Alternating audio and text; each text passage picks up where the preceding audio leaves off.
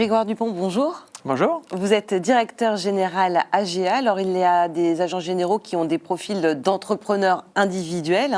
Et d'ailleurs, ils sont nombreux à avoir eu une première vie professionnelle avant de se lancer. Quelles sont les principales raisons qui les incitent à se reconvertir ? Alors oui, agent, c'est une deuxième vie professionnelle. C'est plutôt des personnes qui, aux alentours de 35, 36, 38, 40 ans, ont envie d'autre chose. Principalement, c'est l'envie et le besoin d'indépendance. C'est principalement des personnes qui étaient salariées précédemment.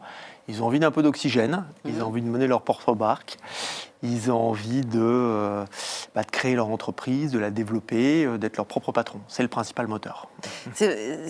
C'est vraiment le métier d'agent général, mais quelles sont les qualités qu'ils viennent chercher dans ce métier-là ? Quelles sont les...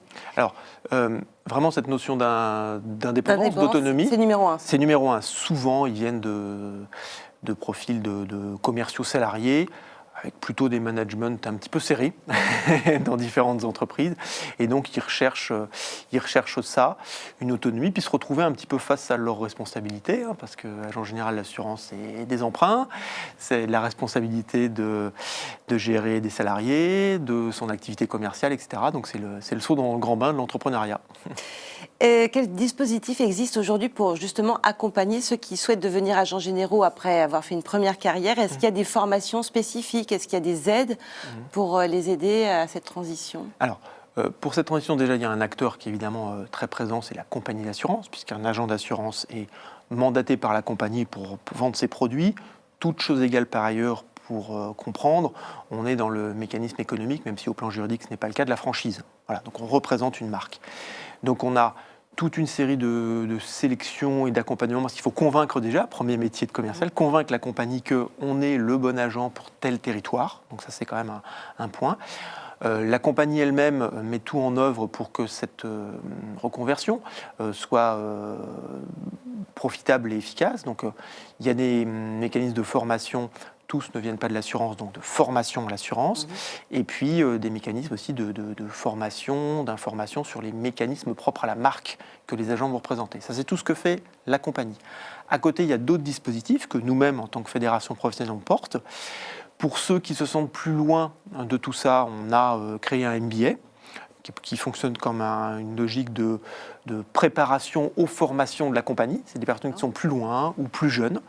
Et puis, plus largement, on développe au niveau de la fédération tout un dispositif d'aide classique pour un chef d'entreprise, monter un business plan, rechercher des financements bancaires et préciser un certain nombre d'enjeux, notamment sur le statut d'exercice, la fiscalité, le statut social, etc.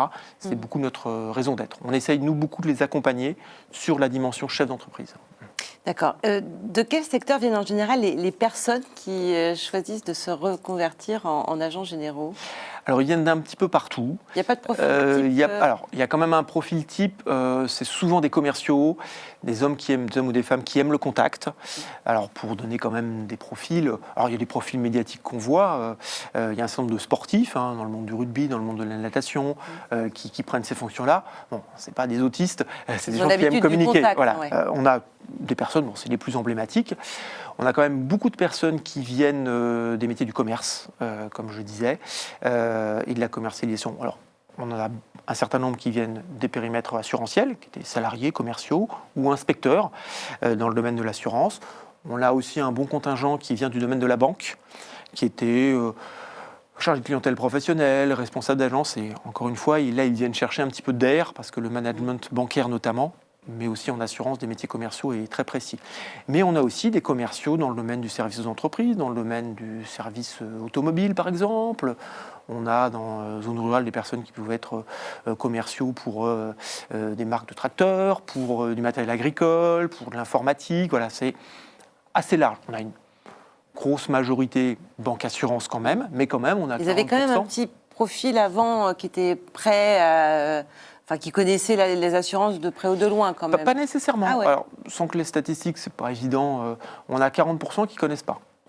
60% qui sont banque finance, assurance. 40% qui ne connaissent pas. Qui ne connaissent pas. Et justement, là, ils sont recrutés pourquoi ? Où ils y vont ?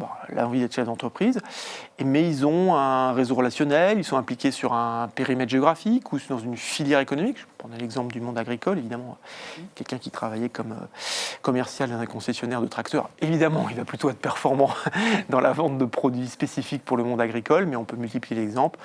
Un commercial dans les domaines SS2I informatique, évidemment, a pu proposer des couvertures cyber et connaissait bien cet univers. Donc, finalement, où on a une technique assurantielle, où on a un réseau.